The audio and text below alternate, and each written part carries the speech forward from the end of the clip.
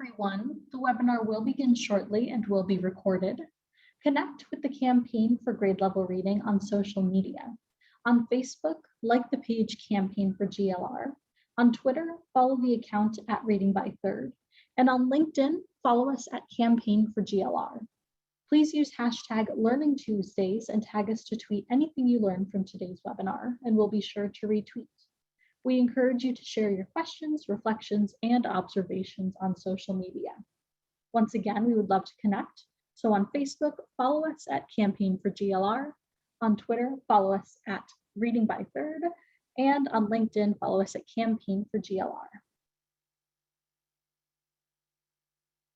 Okay, welcome again, everyone, to today's webinar. My name is Sierra Sanchez, and I'll be behind the scenes helping to produce this conversation. I have just a few housekeeping details before we get started. First, we would love for you to introduce yourself, so please use the chat box at the bottom of the screen to share your name, city or state, and your organization. When responding, be sure to select both panelists and attendees so that we all know who is here. All attendees are in listen-only mode, but we encourage you to post any questions that you may have during the conversation into the Q&A box. This webinar is being recorded and live streamed on Facebook, and a link to the recording, as well as all resources that you see shared as links in the chat, will be compiled and shared in a follow-up email to all webinar registrants. Finally, we'll be posting a brief on-screen evaluation during closing and highly encourage you to respond. This helps us with our commitment to continuous improvement. Additionally, I would like to call your attention to our upcoming GLR Learning Tuesdays webinars. Next week, we invite you to join us for GLR Week 2022. We'll be showing a slide shortly with some more information. And on Tuesday, July 26th at 3 p.m., we invite you to wrap up the month of July with a session co-sponsored by Overdeck Family Foundation on innovation in out-of-school digital STEM initiatives. Looping back again, we would love for you to join us for GLR Week 2022. Like I said, this is next week, July 18th through the 22nd. We'll be having a number of state and local events, as well as many plenary sessions that you can see on the screen here. We invite you to attend as many as you can and spread the word about the exciting events that are coming your way. Registration and more information will be posted in the chat box now, and we hope you can join us. And now joining you is Elizabeth Sierra, consultant with the Campaign for Grade Level Reading and Executive Director of Communications and Development at Foundations, Inc. Thank you and enjoy the webinar. Thank you, Sierra. Welcome, everyone, and thank you for joining us for today's GLR Learning Tuesdays webinar, Systems of Resilience, Critical Factors for Decision Making. As Sierra mentioned, my name is Elizabeth Siri. I'm the Executive Director of Communications and Development at Foundations, Inc. Foundations is a national education nonprofit. We're located in Mount Laurel, New Jersey, and our mission is to improve the quality of education by strengthening the skills of educators. We're thrilled to be the co-sponsor of today's webinar. Today, we're going to talk about the challenges that many cities face dealing with learning inequities and lagging reading proficiency, and how one city, Dallas, Texas, managed to minimize learning loss and make progress on grade level reading.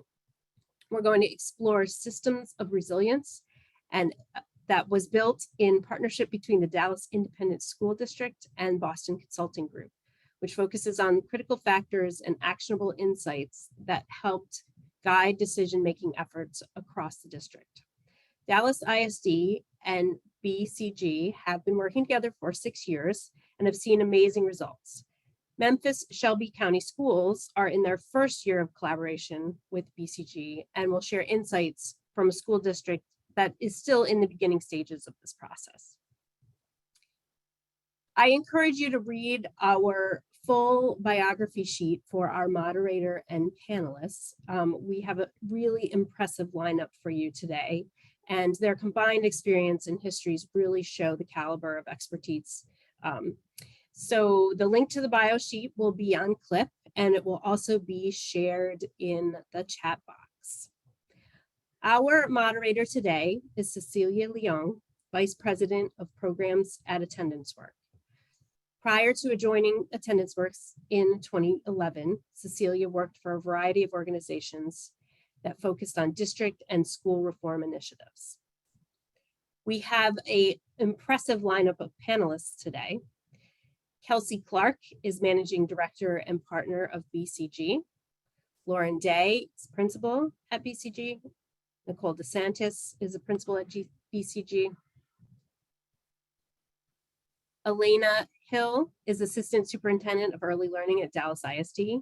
Angela Whitelaw is Deputy Superintendent, Schools and Academic Support for Memphis Shelby County Schools. And Belinda Walters Brazil is Deputy Superintendent at Marietta City Schools. So this is who's in the room with us. And now I invite you to let us know that you are in the room as well by introducing yourself in the chat box. We'll be using the chat box to drop in resources, and we encourage you to use the Q&A box for all of your questions. We will save some time at the end to answer those questions and have a more interactive discussion. And now I'd like to turn it over to Cecilia. Thank you, Cecilia. Thank you so much, Elizabeth. It's such a pleasure to be here with these distinguished panelists today and with all of you on the Tuesday webinar. It's such an interesting idea, building a resilient system.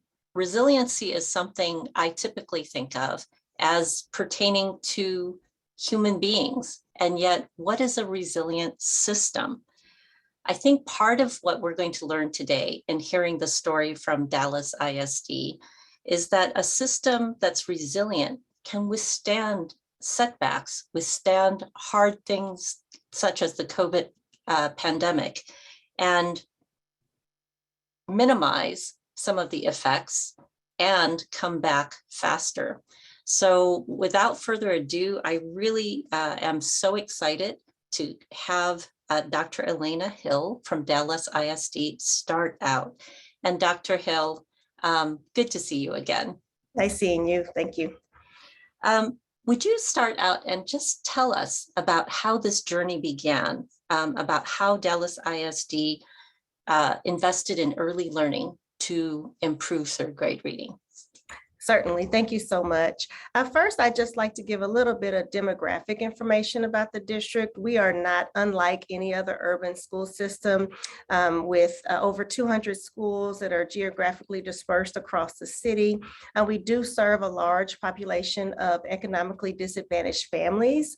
We do have mobility between schools as well as childcare deserts and food vulnerability and healthcare vulnerability in our city. And so we're not unlike any other school system in that regard. And so back in 2015, we had about 28% of our students that were on grade level in third grade. And so that is definitely something that began the change, the case for change, to have us think about, how we can really position ourselves in the pre-K through second grade realm to build systems and learners that would go into third grade a lot more ready. And so prior to the pandemic, Dallas ISD was growing 3 times as faster than the state of Texas. And so we were on a very good path, a good trajectory. We did suffer some losses, as many school systems did during the pandemic, but we were able to return to our pre-pandemic level this school year. And so I know in just a moment, Kelsey was going to be able to really give some intricacies about our partnership with BCG and how we really made this happen through a focus on an early learning strategy. Thank you so much. That's such a teaser because everyone on this webinar wants to know how you built the system. So Kelsey, would you help us fill in some of the detail? Yeah, I mean, I could spend the rest of the day talking about exactly what we did. So I'll try to keep it brief. I think first, building on Elena, it was definitely set on the community seeing this is where there's an opportunity, doing the landscape analysis, looking across where are there opportunities, and saying if we invest early, we can have the highest returns. And so really, it wasn't Dallas ISD didn't do this alone. They had a ton of partners and it wasn't achieved overnight. And so I think having that clear vision and just being that commitment, I think from everyone was really, really key in the starting point. there's a number of things that we did over the years. Okay, how do we increase access to pre-K? How do we implement class to measure quality? How do we roll out early learning coaches? And so like there were a ton of initiatives, but I think that what really stands out reflecting on the work that happened at Dallas ISD was how they were actually approaching the work, right? So if I think about like those key drivers for success and what actually makes it resilient is the rigorous use of data and analytics to make decisions, the very intentional continuous improvement practice and mindset and culture that we put in place, regular coordination. So how do we coordinate across departments and across stakeholders, right? Like understanding there's a much larger ecosystem when we think about early childhood and the whole child.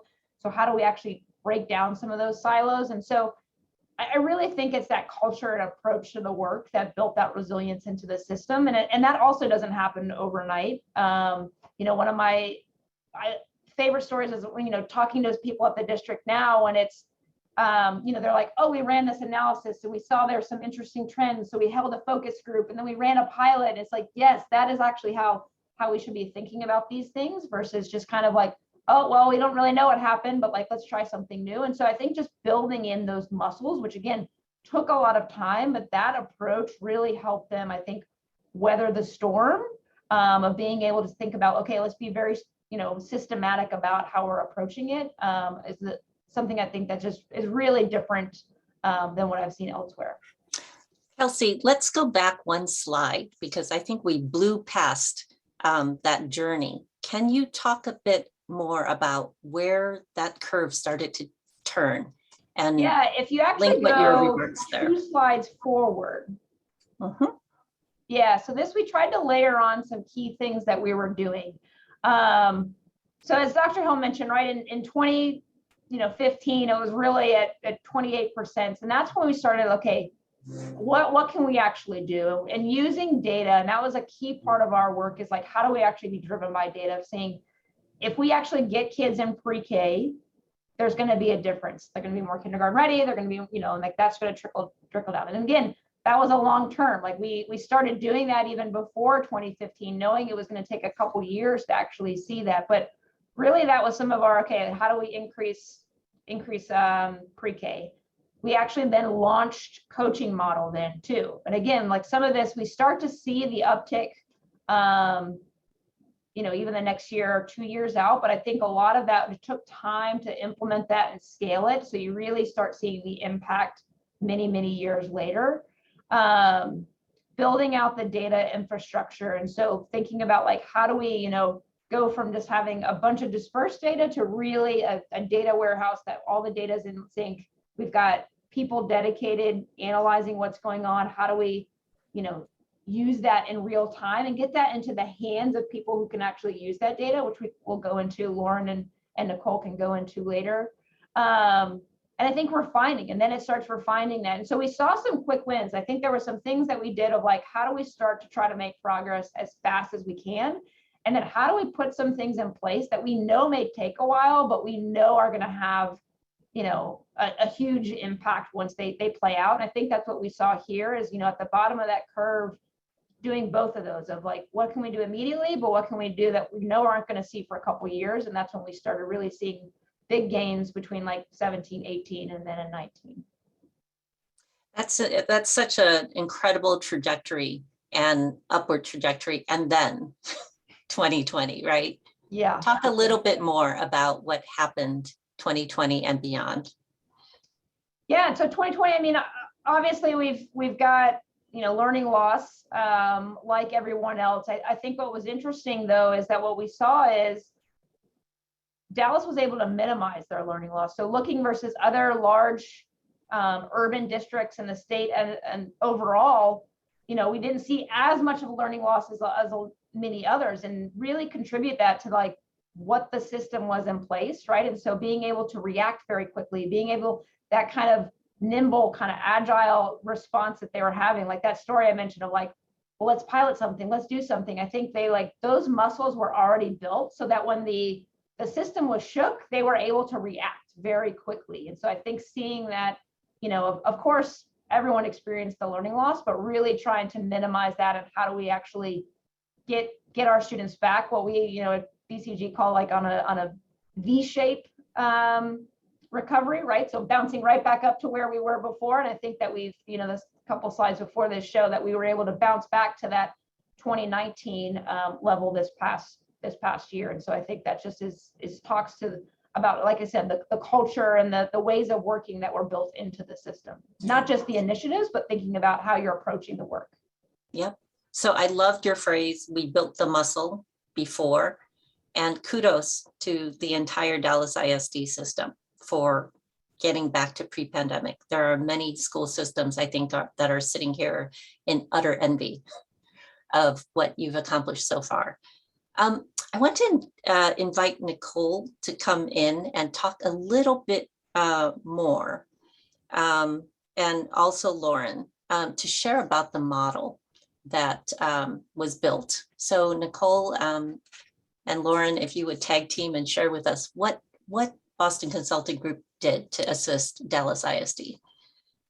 Sure. And I'll share that I've had the privilege to work on this effort with a couple of different hats on. So both as a consultant with BCG and as the director of operations for pre-K through second grade at Dallas ISD. So responsible for owning the budget and data analytics for early learning across the district for a period of time. And being in both of these roles really allowed me to understand the overall vision for how data would be used to promote early learning outcomes, but also the infrastructure and systems and investment required to make the work a success on the ground. And over several years, Dallas has really set up the early learning team and early learning stakeholders to have access to the data they need to make strategic decisions about what is best for the youngest students, which means that early learning leaders like principals, instructional coaches, and the early learning department team themselves have access to all data on pre-K through third grade students. It's one thing to define what data is required and what would be ideal, and another to make access to it a reality. And that's really what Dallas was committed to doing. And they really owned the work and made a priority to get the right data in place. And what BCG did was help define the data needs and help to build a model that allowed Dallas to predict the chance of students reading on grade level in third grade based on earlier data and experiences along their journey. And so that allowed the district to be proactive about supporting students earlier in their journey versus reactive, and then putting that data into the hands of decision makers directly. So I'll hand it over to Lauren to share a little bit more about the predictive model and what we learned building it in partnership with the district. Thank you, Nicole. Absolutely. So I think as you can even see on this slide itself, you can start to see that while we were seeing really amazing progress, it was starting to kind of plateau and slow down a little bit over time. And, you know, after having worked with Dallas ISD for multiple years, this sort of prompted us to do a reflection. Since we had such great access to data throughout all of these initiatives, we had built out pre-K data, kindergarten data, classroom quality information. You know, we thought, what if we bring this all together and start to model out what we expect that growth to look like in the future? Now, of course, we couldn't have predicted COVID, but if you want to move to the next page, I think this is kind of what our initial projections, this was as of 2018, 2019, kind of what we were expecting. And I think a couple of things to point out on this page, as Nicole and Kelsey, you know, shared, the district really had a clear vision to guide the work in terms of very concrete numbers and targets. So the target for 2021 was 45%, and the 2025 target is 60%. I believe that those targets still hold. Maybe we didn't quite hit the 45 in 2021, but hopefully we still have the opportunity to hit that 60% mark. But one of the things to highlight on this page is that we were, based on the factors, and I'll get into this in a bit, the model that we kind of stitched together across 3 different cohorts of third graders that had gone and taken the exam historically. We looked at what were the factors throughout their entire student journey that had the largest impact on their outcomes. And we projected out what that might look like in future years and where we would end up. And what we saw is that we were expecting to fall short of the 60% goal. And so what was really exciting about this effort is not just the fact that we had all this data and we could put this picture together, but we were looking into how do we actually make this actionable and really targeted. So if we actually progress, actually 2 slides, I think. So one of the things that, yeah, the next one after this, yes. One of the things that we really wanted to look at were what were the most significant factors across those 17,000 students that we had monitored over 3 cohorts. And I want to share this slide because, you know, I don't think anyone should see this, and this is the formula for every single school district, but very specific to Dallas ISD, that there were 4 factors that really made the most significant difference. The first was pre-K attendance and access to high quality teachers. These were 2 particular metrics that had a really positive influence. And of course, not surprising, and I know, Cecilia, this is a topic near and dear to your heart, but chronic absence and middle of year moves were also very negatively correlated factors. And, you know, we don't necessarily need to talk about these factors right now, but if you move to the next page, what we learned from the model is we actually put together a set of actionable dashboards for the district. So what these dashboards show is that based on those major metrics and kind of drivers of impact, we actually can look at each individual student based on the data quality that they have in Dallas and see, you know, Jane, she has actually had, she didn't go to pre-K. She's had chronic absence for the last few years. She actually moved in the middle of the school year last year, and, you know, her teacher is getting lower quality ratings. And what that means is that principal is given a tool to say, I need to really support Jane more effectively, and I need to give her more resources, and I can really focus on building her as an individual. And I think that is one of the most, you know, exciting things, I think, to really action the data, to really be focused on meeting students where they are. So happy to talk more about the dashboards, but I think it would also be really meaningful to hear from Dr. Hill about how these are being used. Yes, please, Dr. Hill, share with us who is using these dashboards and how is it driving the sort of support that's leading to better results? Yes, and so we have armed the people that are closest to the work with access to these dashboards, which are the campuses. So campus principals, assistant principals, instructional coaches who are able to make decisions. And so as a former principal, I do remember the end of the year where we are sorting students for classes for the following school year. And we did it more based on anecdotal information we may have about the students, possibly some data that we have, some student outcome data that we had on the student. But this really upgrades that because it allows the principal to have knowledge of these risk factors that have been identified. And so, you know, did the child attend pre-K or not? Did the child have a lot of mobility from pre-K through 2nd grade? Did they change schools in the middle of the year? Did the child have access to high quality teachers, or was there something that just happened to all of us with the pandemic where we've had a shortage of teachers and you know, kids are being sometimes taught by less effective teachers. And so just being able to use that is helping them, to Lauren's point, really figure out how to support them properly and effectively in the coming year.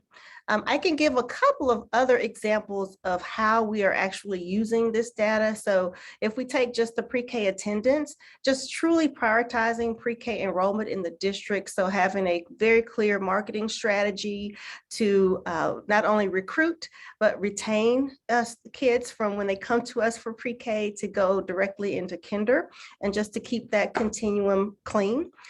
For access to high quality teachers, Kelsey spoke about this before with our coaching model. And so we have early learning coaches that are able to work directly with teachers to build capacity. And so that's one way that we are helping have kids be able to have access to high quality teachers, as well as the negative factors, just reducing the instance of chronic absenteeism. And so that's a lot of family touch points.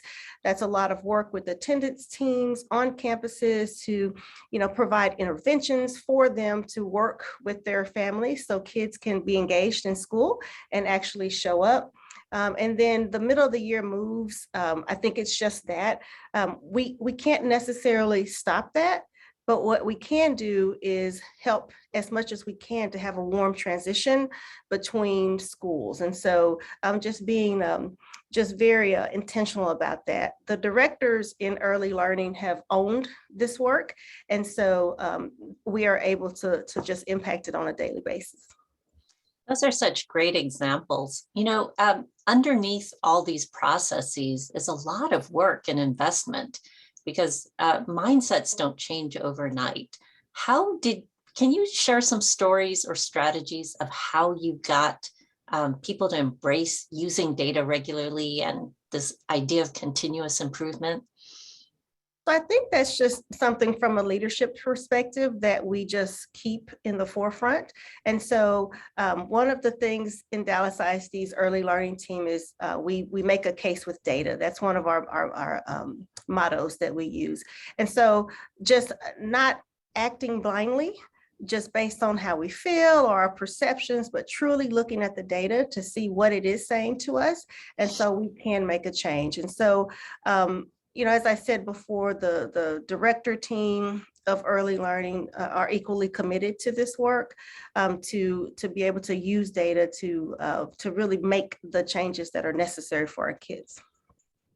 It's wonderful. I'll just add on real quick. What's great too is that we've been able to move from being reactive to proactive. And so like we used to use the data to explain things like, well, what happened and why, which was very helpful. Don't get me wrong. Like that is instrumental, but like, now we're at a point of like, let's actually intervene before it happens, right? To exactly to Dr. Hill's, like getting it in principals' hands, and they know it's really important that I get Susie in a high quality classroom so that she doesn't have 2 straight years of you know, some experience. And so I just think that move from being reactive to proactive is really game changing. That's a great comment, Kelsey. Thank you so much. And it's true as much around attendance data as getting into a high quality pre-K program. It's fantastic. And hopefully it's going to keep going as you aim for that 60%, Dr. Hill. Okay. Well, it's in a way almost intimidating looking at this story because we have gone deeply into it. I actually would like to invite Dr. Whitelaw from Memphis Shelby County to come on and just share with us, Dr. Whitelaw, if you're able. There you are. Share with us, since your district is making this sort of investment, but you're much earlier in the process than Dallas is. Help us understand what you're investing in and why you decided to undertake this work. That is a great question. So again, thank you for having me on today. But we just decided early on to take on this as a priority in our district, early literacy. And we did this not only as taking on as a priority, but we stamped it by making it a policy within the district as well. So we are committed to our 3rd grade commitment, and just a few details about our 3rd grade commitment. And inside of that 3rd grade commitment, we look at student achievement data, especially in ELA. We also look at the Lexile scores, as well as how our students are doing on the formative assessments. But then we take that information and we share that with our parents throughout the year. So parents are familiar with exactly how their student is doing in 2nd grade based on this 3rd grade commitment that we have in our district. And not only that, and how we're starting out in investing, there are a couple of things that we did early on with the ESSER funding. One, we have hired over 700 assistants for our K-2 teachers. So we believe by reducing that adult student ratio inside of a classroom will give teachers more time with small group instruction, more time with actually differentiating instruction and actually intervening. So that was an investment for us. Not only our specialized educational assistants, but we also have spent a lot of time and we've been very intentional with ESSER funding in ensuring that we have training for our reading laureates.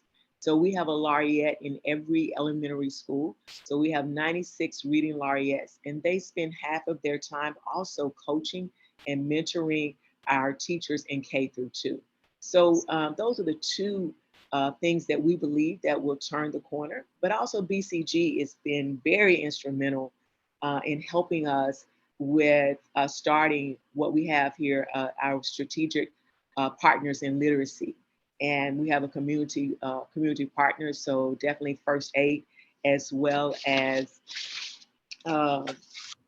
first aid and literacy Mid-South. They're our partners in this work. And what they've been able to do is to really advocate for us across the county and helping our parents to understand where we are.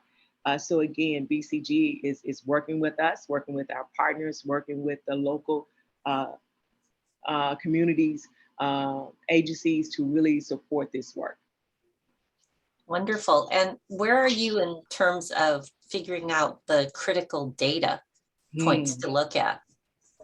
So early on, again, I think that I would have to agree, just as Dallas, we are using a lot of dashboards, but we had to basically really go back and make sure that our teachers and our principals and our APs, assistant principals, understood the data.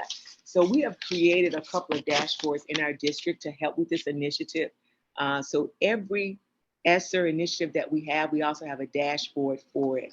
So looking at data, some of the things that we early on that we're doing, we have a dashboard that looks at our specialized educational assistants. Not only do we have them, but are they working with small group instruction? How is that changing inside the classroom? And then also we're looking at data for our students with a third grade commitment. Again, how are we using this data to change instruction? So we're early on, but we actually have a couple of dashboards that's helping us to really figure out what's happening in K through 2. Wonderful, wonderful progress, and really looking forward to hearing your story as it evolves. May I ask you one more question before we turn to Kelsey and Nicole? So as a system leader, what are some of the things you anticipate that you'll need to do to equip your staff to use this wealth of data? Well, we started this year, and so we have a tracking system. So we know exactly how many times that our principal is looking at this data, AP, our assistant principals, as well as teachers. So that's one way.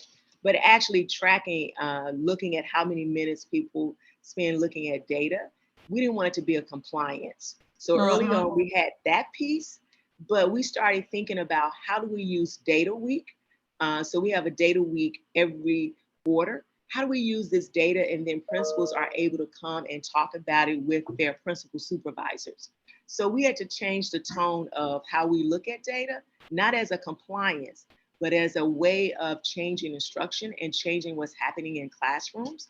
So we're spending a lot of time and a lot of well-intentional time with our principals, and they come, they report out, and then their colleagues hear them, as well as offer other strategies for them that might work in different cases and case scenarios. So again, moving it from compliance to moving it to that we are learning how to use this data to change instruction.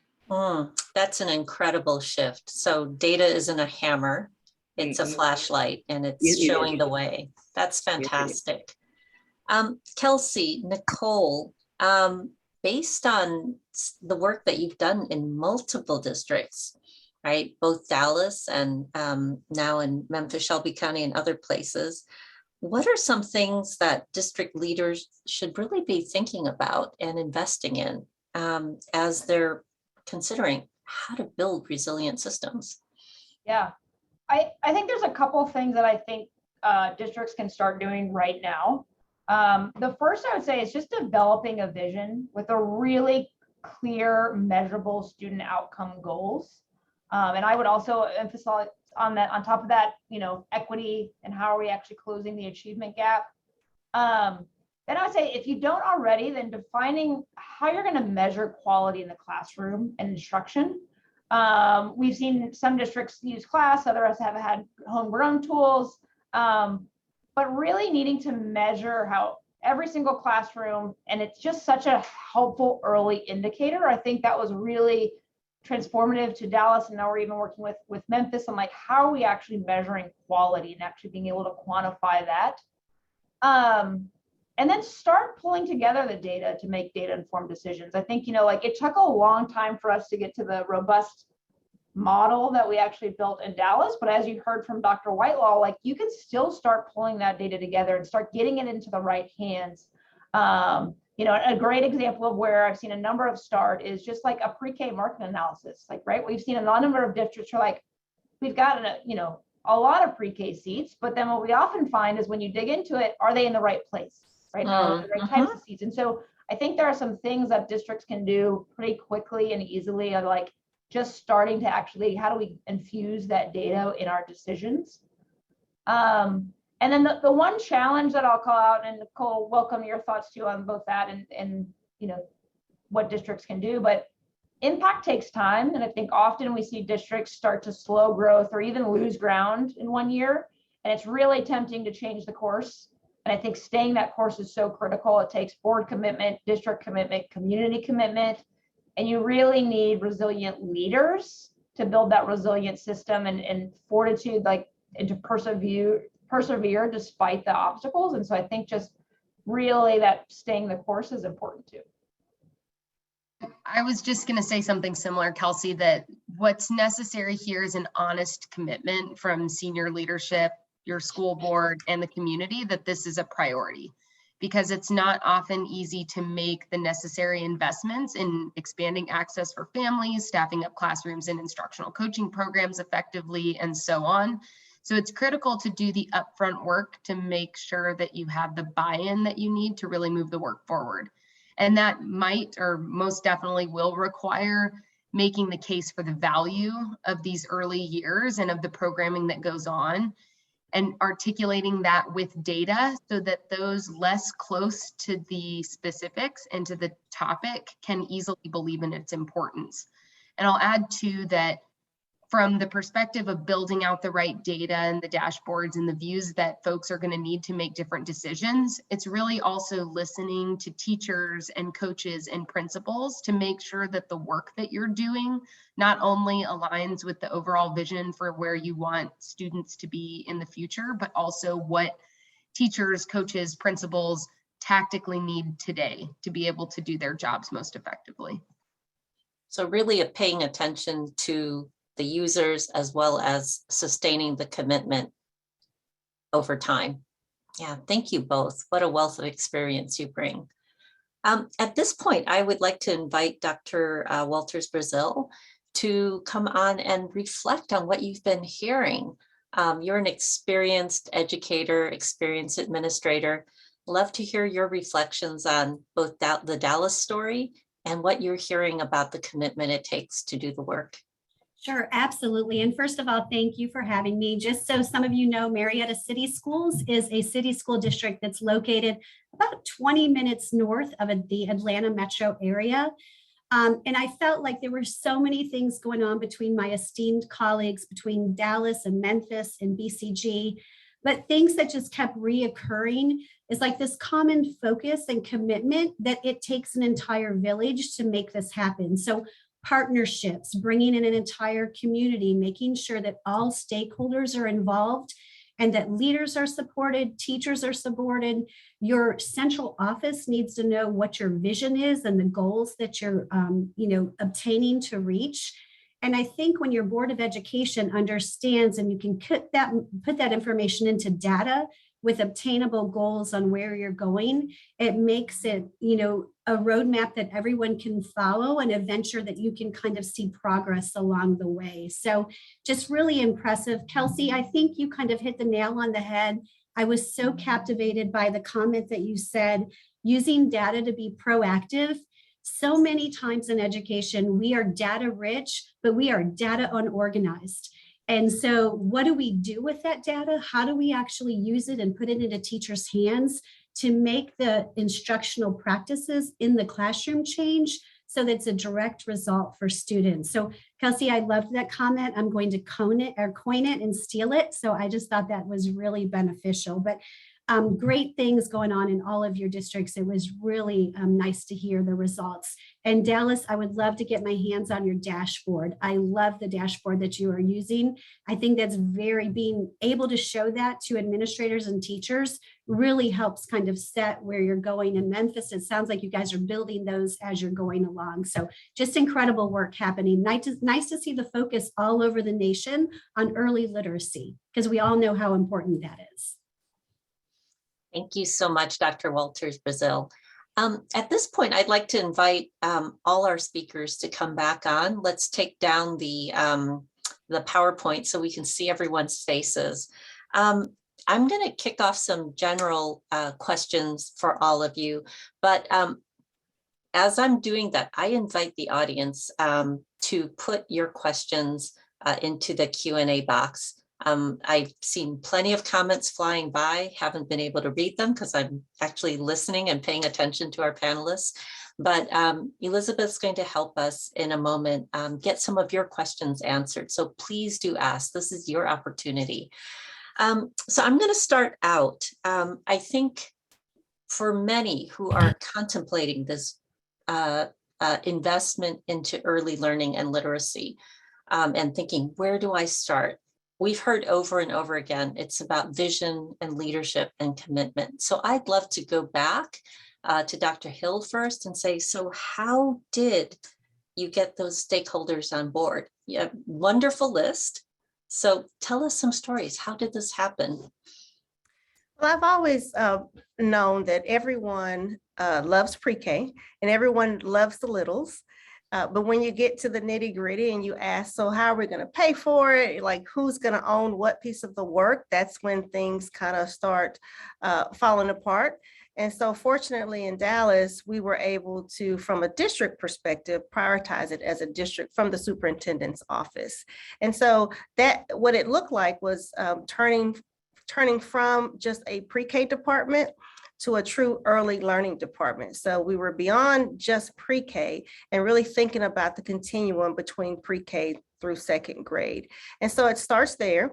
And then from there, it's just all of us speaking the same language, talking about the research behind why it's important to invest in early learning, thinking about the economic impacts later on, just student outcome impacts later on, that it just makes it greater for our students.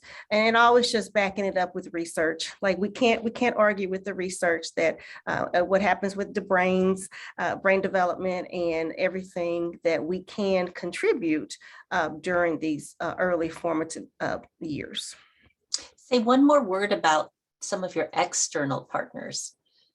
Exactly. So this particular office in Dallas ISD has definitely grown over the years. Again, we started out with a pre-K department, and that is important.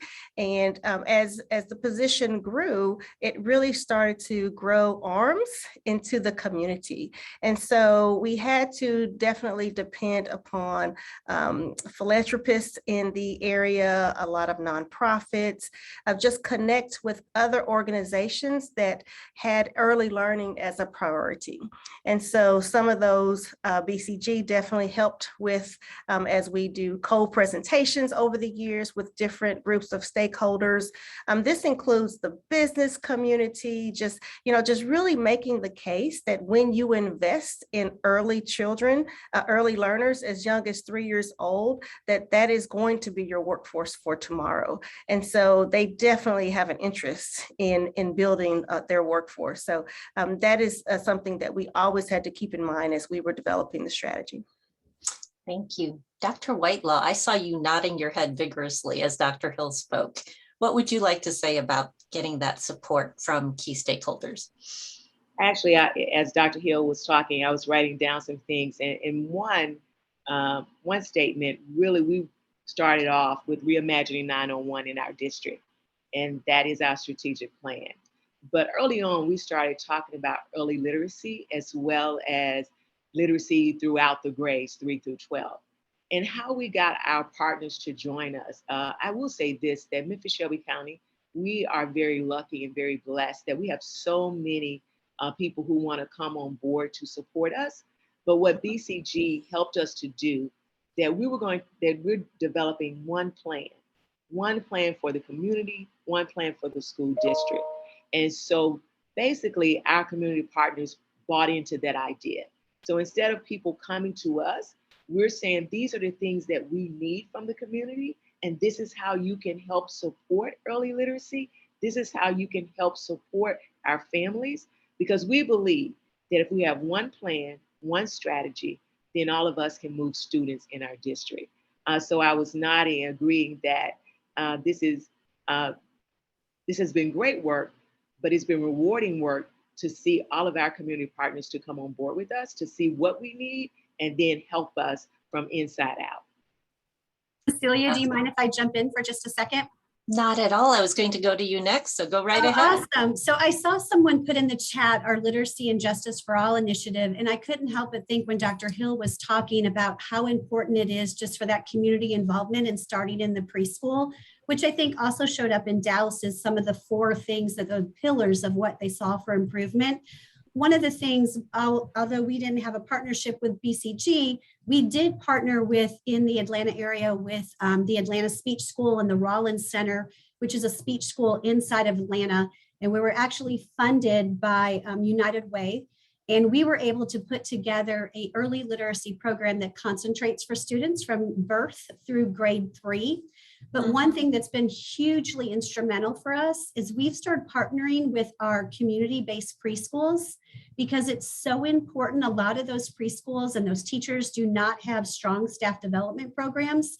So what we've tried to do is really reach out to our community preschools, work with them, have strong organizations and commitments with Head Start about ongoing staff development for teachers, and so that it's consistent of what we're doing actually in the school district. So that way we found that when we keep that viable curriculum and really focus on structured literacy and the science of reading, we're able to really kind of drive scores. And like Dallas, we're very fortunate that in 2019, those were some of our highest scores. And now this past year, we're almost back to 2019. So it's nice to finally go back in that direction when we saw, you know, the learning loss that everyone saw during COVID.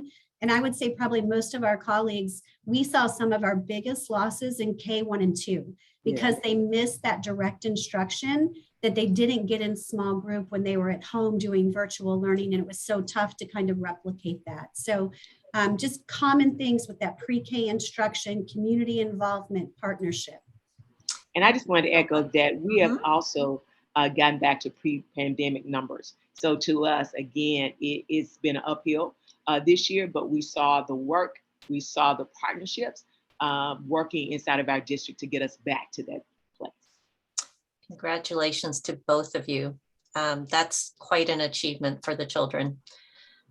So I do want to go back to data because it's my favorite 4-letter D word that I'm allowed to say in public on webinars. I really want to ask BCG how data actually helps sustain that commitment to the work. And then I'd love our district friends to share as well. So Lauren or Nicole or Kelsey, any one of you. Yeah, I think really this is just going back to some of the things that Kelsey and Nicole shared, where it's really not just about, and I think Dr. Walters Brazil, you also touched on this, it's not about just having this wealth of data, it's about really putting it into practice and building up these muscles. So I'm repeating things that folks have already said, but I do think that there's obviously a really, you know, so many districts have access to really great, interesting data. But one of the things that I think we talked a lot about with Dallas ISD when I was working closely with them is interesting is not the same as strategic. And I think that this point that Kelsey has made around, you know, looking at the vision and saying, okay, we want to get to 45% of students on 3rd grade, on reading level by 3rd grade. How do we consistently go back to those goals and make sure that the work that we're doing is tying back to that goal? And that's how you can really move from being interesting to something that's strategic and going to move the needle.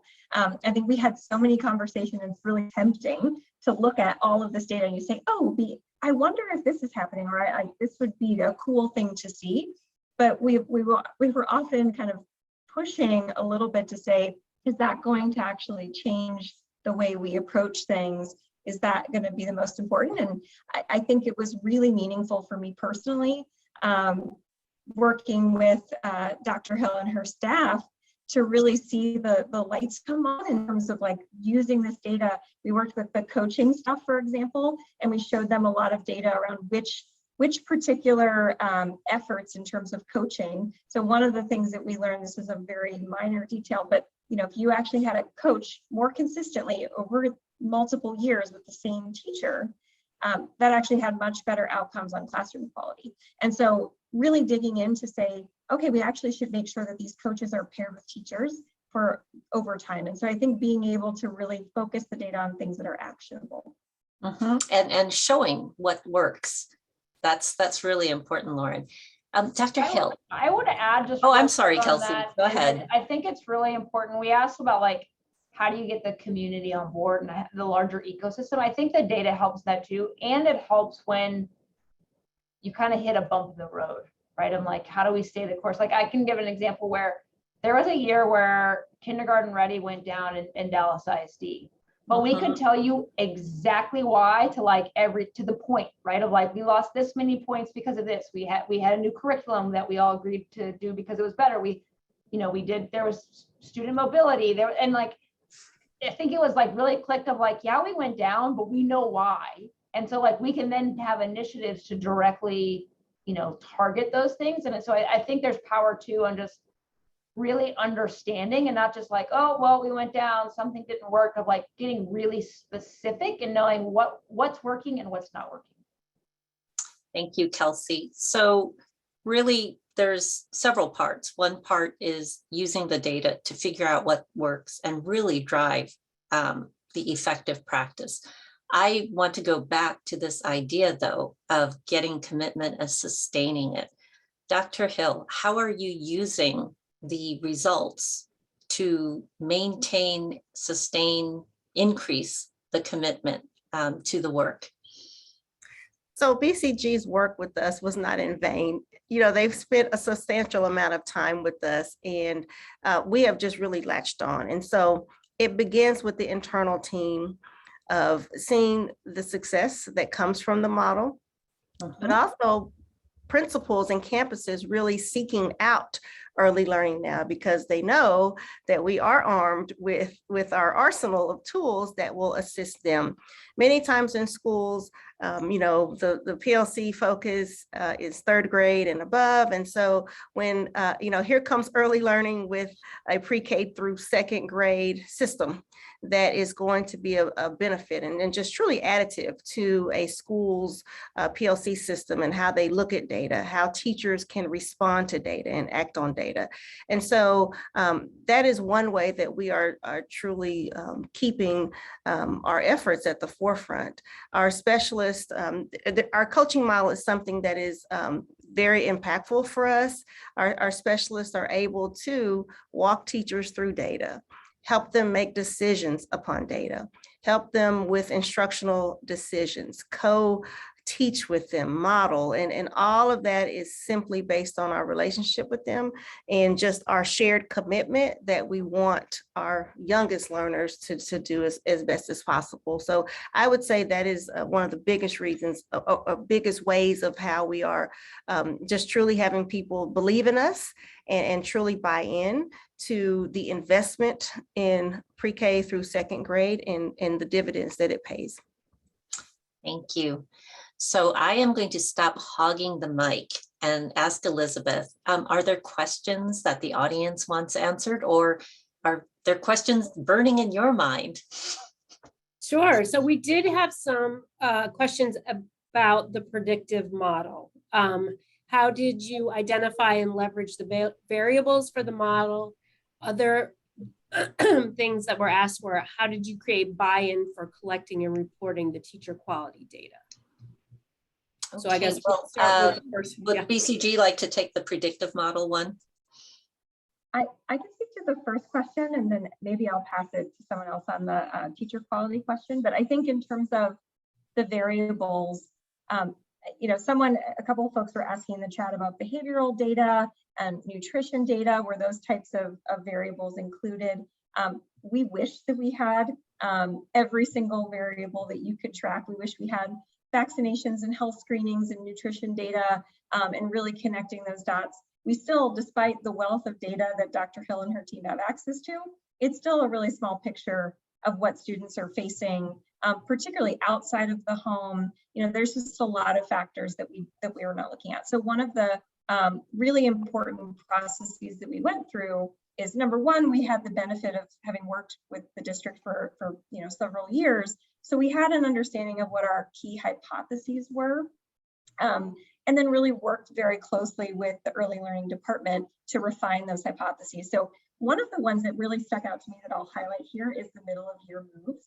I actually recall doing a school visit, and we were looking at data, and it was an amazing school. They had really high quality classroom scores.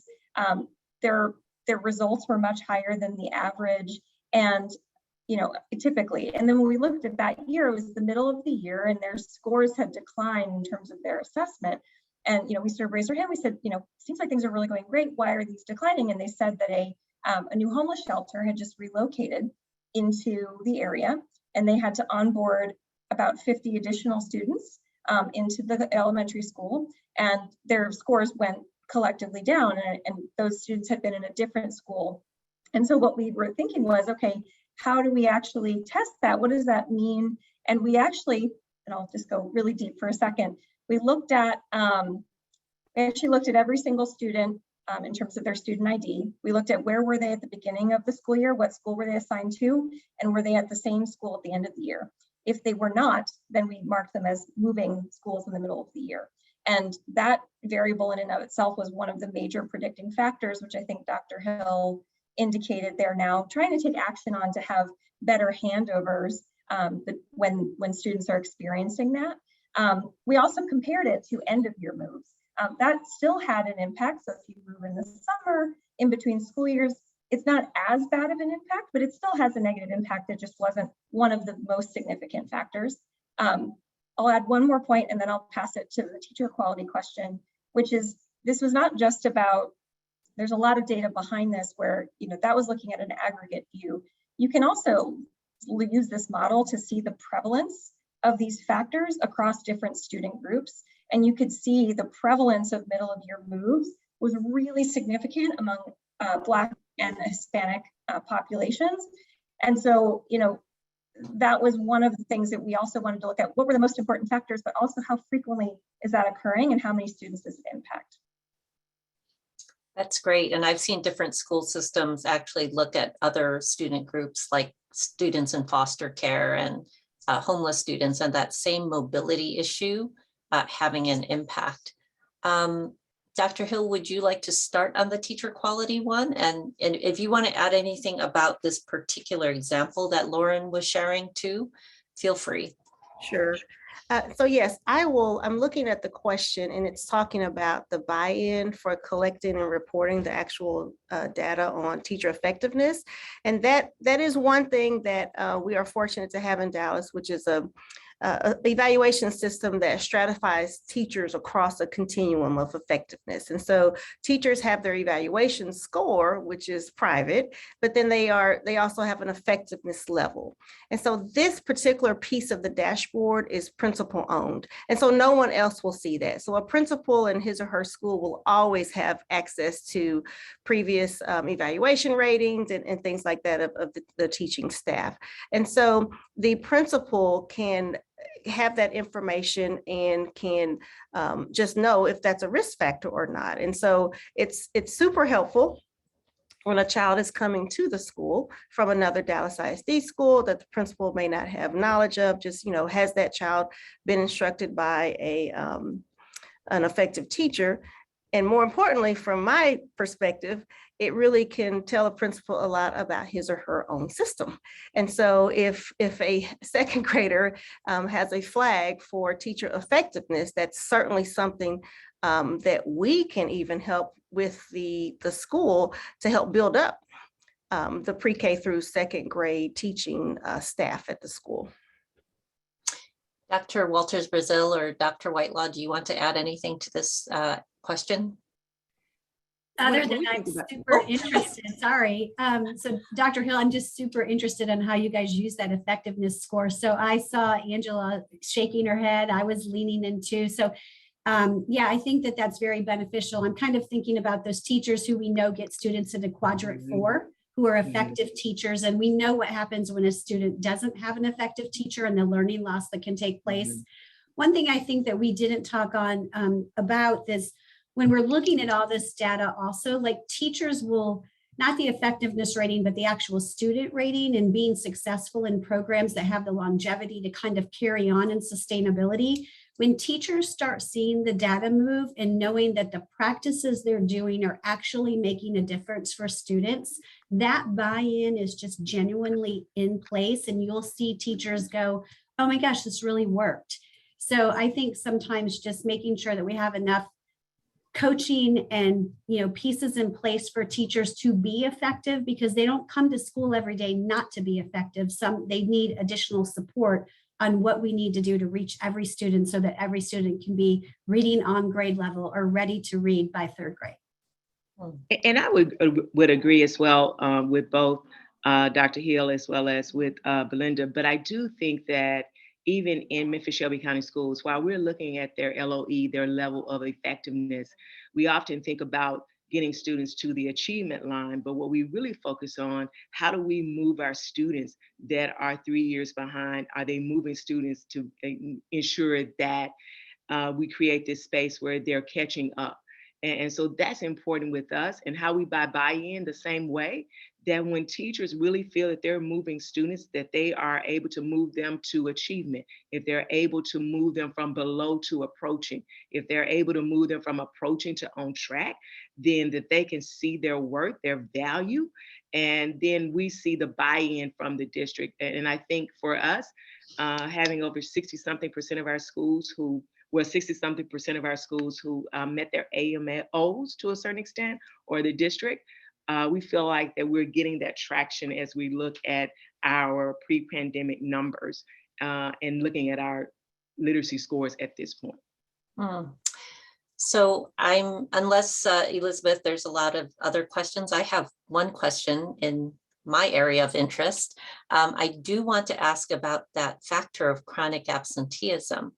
How do you help your staff address that particular factor? Because I know from working in this field for over 10 years that sometimes teachers don't see it as their job to address absenteeism. And yet it's one of the 4 factors, if you change it, can really result in much better literacy and proficiency at 3rd grade. So I'm going to pick on you, Dr. Hill, because I warned you beforehand I would ask you this. And anyone else who would like to add in after. Of course. I think one of the first points is that there's just a difference between attendance and then chronic absenteeism. And so as teachers, we're typically thinking about, is a student absent from school? And if so, can that student make up the work and receive the grade? That's not what we're talking about. That's not what we're really getting at when we think about chronic absenteeism. We're talking about any time away from school, a certain amount of time, which means that the child is not engaged in school. So the last 3 years, we have engaged in a family touch point system from the district perspective. We initially focused on just the early learning grades, but this past year we did scale it to district-wide, where parents can opt in or opt out, but they will receive text message nudges when a child has reached a certain threshold of being not in school, not engaged in school, meaning they're absent. Also letters that go home that are very family friendly. And so this has been a change for us because it's not the truancy letter. Truancy still happens outside of this. But this is the chronic absenteeism where you miss 10% of the school year, 2 days a month over the course of the year. Exactly. Yeah, and so the letter will say, hey, Cecilia, did you know that your child has missed 6 days and his or her peers have missed 2 days? And so that really will grab a parent's attention. And so the goal of that is just truly to reunite the parent with the school.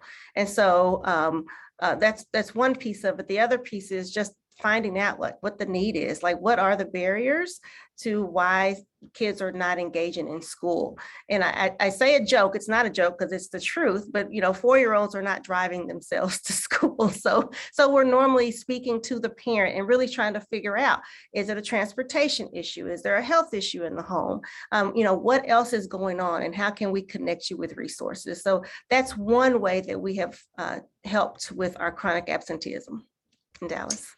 I Fantastic. think the Thank other you, thing that's Jerry. helped is so there's also an initiative where teachers are doing home visiting, home visits.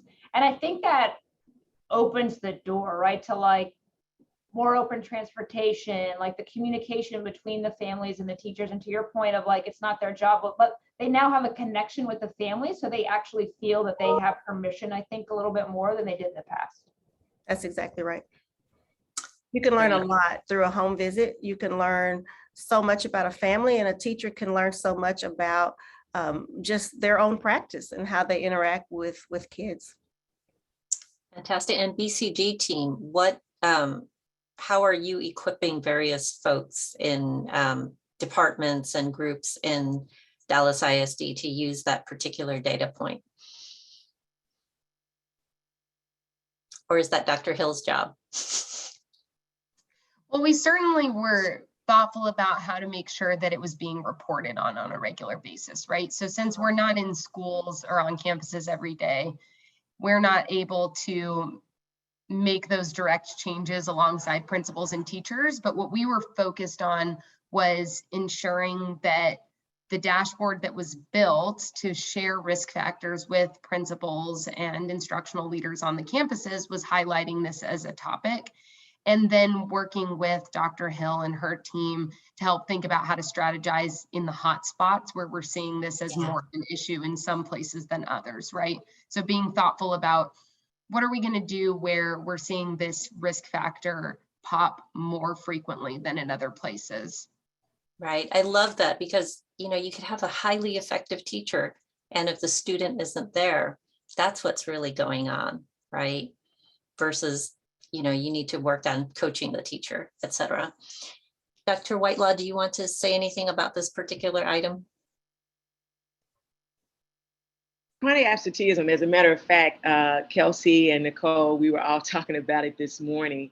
It is an issue in our district, and definitely we have the SART team meetings and we're working with our families, but we still need help from our families. And it is a problem, or let me say it's an opportunity for us to get better and to really dig in deeper of how do we help, because I think Dr. Hill stated the problem well, that we can't blame a pre-K student or a first grade student or a second grade student for being absent. What we have to do, we have to work with those families and really tune into what they need and how we can provide their support from them in Memphis-Shelby County schools. So again, it's an opportunity for growth for us in our district, and listening to Dr. Hill, just thinking about how can I now take back home visits to our team and really think about how do we launch that here in Memphis-Shelby County schools. Yes, to be continued. I love when people make connections. Okay, I'm going to turn to Elizabeth. I feel like I've used up all my free question cards. Any more questions from the audience before we wrap? We did have a question about the measures that were used for teacher effectiveness. So that's our evaluation system. So there's different things that go into it. Part of it is like a standard teacher performance rubric, things that you see actions and behaviors in the classroom. But the other part is student data driven. And so part of the teacher scorecard it reflects climate survey data of the campus, student outcome data of the students enrolled in his or her class. We have student survey data that we also use. And so those are the types of things that are included to determine a teacher's effectiveness. And that's unique to Dallas ISD, yes, right? That's with our system, yes. And in Memphis-Shelby County schools, we have basically the achievement and the growth scores that are factored in, as well as the observation scores and professionalism. So we have a combination of criteria data points that we look at as well. to make up the LOE. Mhm. So I don't know if everyone is aware that Foundations Inc. is primarily a professional learning organization. That's our thing, right? Building and strengthening skills of educators. So I was interested to hear a little bit more about the coaching model and maybe talk a little bit about this idea of pairing coaches with teachers over a long period of time. I think that's, a fantastic way to change practice. Sure. So if you think back to the graph that we showed earlier, where we saw the dip and then the data started going up, that really is correlated with when we started to truly expand our coaching efforts in the district. And so, Dallas ISD is a very, very large district. However, we have a commitment to expand our coaching on a yearly basis. And so first, we look at priority. And so what are the high needs campuses, ensuring that they have a coach that will work alongside teachers. We differentiate between pre-K and K2 coaches. And so we've written in policy that every pre-K teacher at a Title I school in Dallas will have a coach. And so that coach will have a caseload of 10 to 15 teachers that they will be able to work with. And then we have the teachers that work with K2. And so again, that's just a cycle of doing an observation, doing co-teaching, modeling, whatever is deemed necessary, then going back, looking at the data to see if it's improved, and then setting a goal with the teacher just, to continuously work on just a problem of practice inside the classroom. It doesn't always rest on the observational things of a classroom, such as classroom organization. We do get into coaching around literacy, math, social studies and science in the classroom.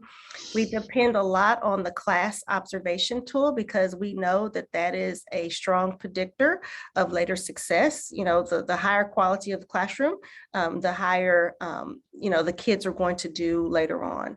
And so that's the basis of the actual coaching model, but we are always growing it because right now we're in about a third of the district and we have 129 coaches. And so we will just continue to grow each year. Love it. And go ahead. And I was just going to ask Dr. Whitelaw if there's a similar system in Memphis. Well, so we have two things that are happening inside of Memphis Shelby County Schools. One, we do have a reading laureate that is at every elementary school.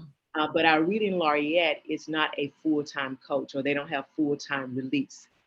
So what BCG is helping us with currently, right now, we're in the process of hiring 20 coaches to work inside of our schools with some of our teachers and then putting them on a tiered system.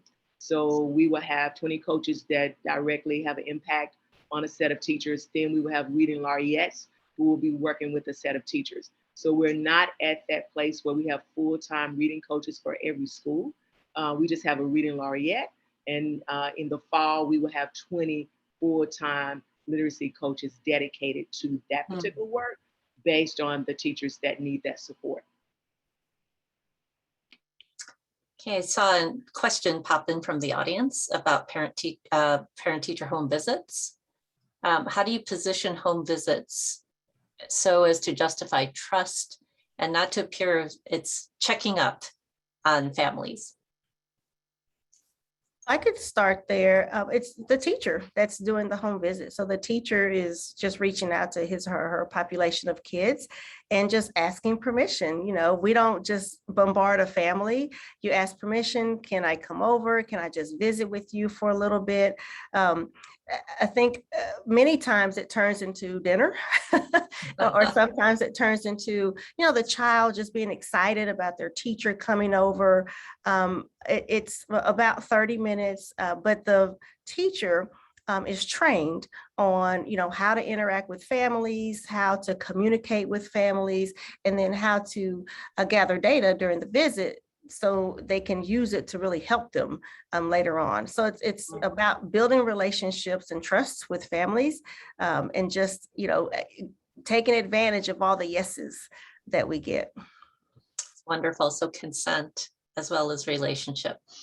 Okay, I'm going to do one last round We've really benefited so much from hearing the stories of all three districts, and particularly Dallas, which has been doing this work in building a system that's resilient and effective. So just one word of advice, one sentence of advice to folks who are contemplating starting this kind of journey. What do they really need to have in place? So I know it's tough because I'm saying one sentence, but if you could, maybe we'll start with Dr. Belinda Walters-Brazil, just since you've had the benefit of soaking all this in. Yeah, absolutely. So I would say a clear vision that can be clearly communicated so all stakeholders know what the involvement is, and then stick to your plan. So, it can't be jump, jump, jump, but be very consistent to the plan. I like that compound sentence. Thank you. Yeah, trying to stretch one into two. How about that? I know. Dr. Whitelaw? One sentence, I think, for me, having a vision from the superintendent who believes in the work, and they are able to carry out that vision about literacy.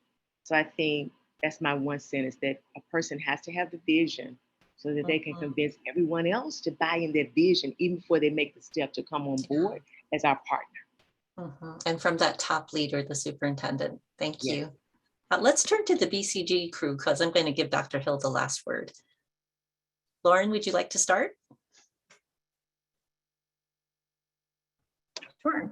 I think the vision was certainly the thing that came to mind initially. I will also say to encourage you to question what's working and how you can iterate. So you want to stay the course towards the vision, but be willing to change kind of how you're doing that, and be willing to really question internally what's working and how you can be creative and think big about what's possible.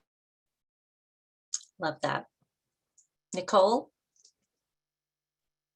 Sure. I think for me, it's thinking about how you'll get your data organized and appropriately staff your data and research team to be able to drive the work forward. Oftentimes we would run into issues where you didn't have enough folks who were really committed to the data piece of this work, and it is very challenging to tie it all together. So you need to make sure that you have the right team in place for that. And don't let BCG hire them, right? Yes, exactly. Couldn't resist that one. Kelsey? In our defense, she started with BCG and then went to the district and then came back to the BCG. I would echo, I mean, I'm very driven by the data. And so I think just a commitment to being data driven and building that evidence to support the actions that you're doing, I think is just critical. Thank you, Kelsey. And Dr. Hill? So I have a few statements, but I'll make it just one long sentence. Definitely have the team in place that has the heart and the mind to do this work. And so that team can have a concerted effort so everyone can work in the same direction. We have to fight through the noise, because sometimes there's a lot of noise in the early learning space. And so just fight through the noise of what you know is right for kids.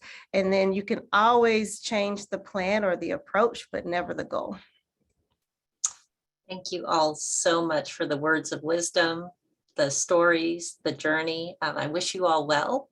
And I'm going to turn it over to Elizabeth now to close us out. Thank you again. This has been just a fantastic conversation. Thank you to all our presenters. Cecilia, thank you so much for moderating the conversation. Again, we really appreciate your time in mid-July. We know there are a lot of vacations and things, but we appreciate you being here and sharing your expertise with us. So thank you so much. I just want to remind everyone of the upcoming webinars. If you haven't registered already, please do so. And please look out for more information about GLR Week, which is happening. I think Sierra is going to add our slides up. Here's our upcoming Learning Tuesday webinars. So on July 26th, it is Innovation in Out-of-School Digital STEM Initiatives.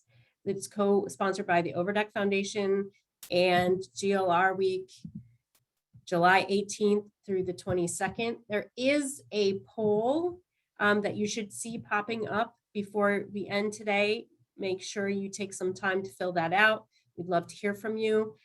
Your responses really help us build webinars that better meet your needs. So again, thank you so much for joining us today. Thank you everyone who attended the webinar and for participating in the Q&A.